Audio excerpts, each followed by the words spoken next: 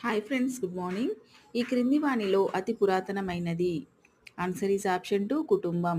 పిల్లవాడికి ఇంటి వద్దనే విద్యను అందించడాన్ని పేర్కొన్నది ఎవరు?